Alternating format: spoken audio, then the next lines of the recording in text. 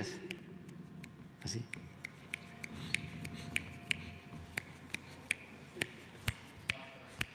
Fast track. Justicia pronta y expedita,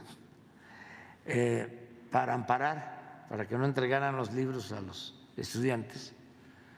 3 días. Lleva más de 8 meses, ¿no?, con el expediente, porque llegó ese expediente después de trámites y trámites, ¿no?, por todo el Poder Judicial. Llegó a la Corte y cuando llega, así como llegaron las controversias, le llegaron a la presidenta las controversias de Chihuahua y de Coahuila, y la presidenta decide entregarle el caso al ministro Aguilar. ¿Por qué no se lo entregó a otro ministro? No, pues ya sabían. Pero llega primero la de Chihuahua y le entregan el caso a este ministro. Llega la controversia de Coahuila y al mismo ministro. Son 11. ¿Por qué al mismo, no?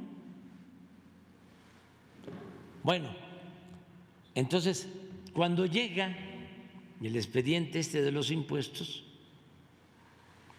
ese ministro pues se entera, sabía, y lo solicita que le entreguen a él el expediente. ¿Cuál es el procedimiento ahí, abogado? ¿Con la Corte? Sí, o sea, ¿por qué no lo explica un poco? Para ilustrarnos a todos, ¿no?, conocer más.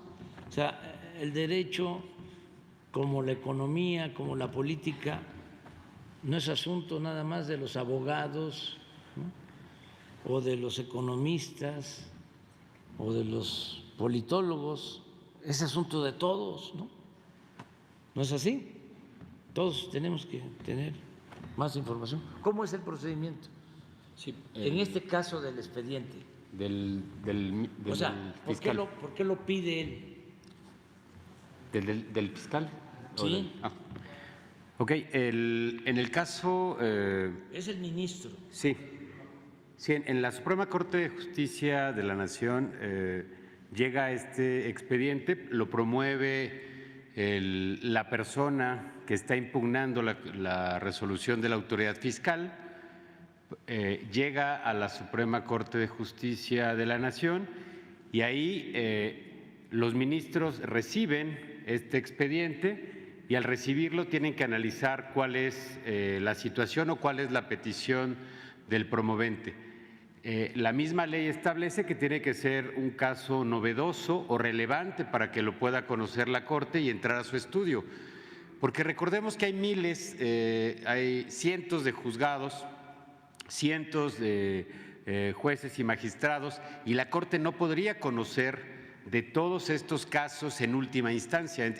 Entonces, la ley dice que tiene que ser selectiva y este criterio selectivo no es al azar, no es si quieren o no, sino que tiene que tener elementos de que sea novedoso o que sea relevante para la impartición de justicia, como lo vemos aquí en este esquema.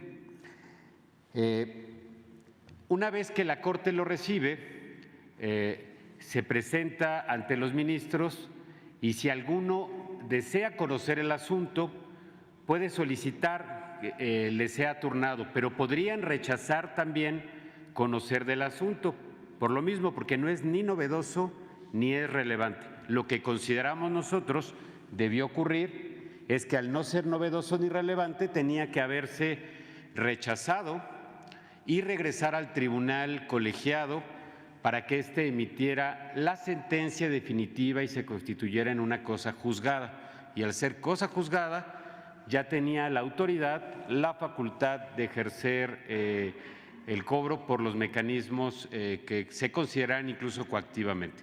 Pero en este caso, Señor presidente, compañeros, el ministro decide solicitar, se le turne este primer asunto para analizarlo y hacer un proyecto a sus pares. Recordemos que pudieron haberlo rechazado desde ese momento y regresar al colegiado, pero lo solicita y está obligado por ley en 15 días a presentar un proyecto. No lo hizo en los 15 días que marca la ley. Meses después presentó un proyecto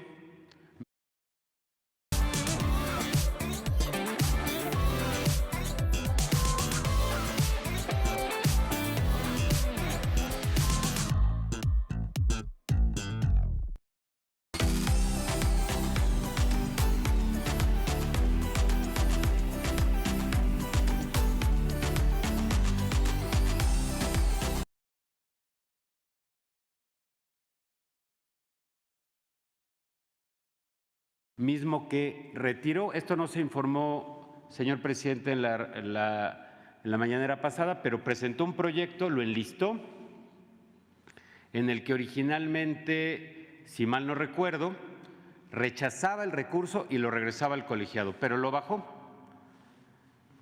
Y después ingresaron 2 recursos más, tampoco se ahondó en ello en la mañanera pasada, y también solicitó el turno de estos 2.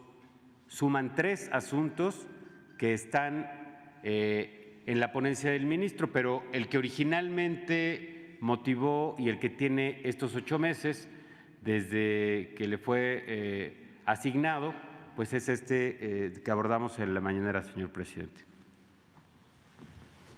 Ya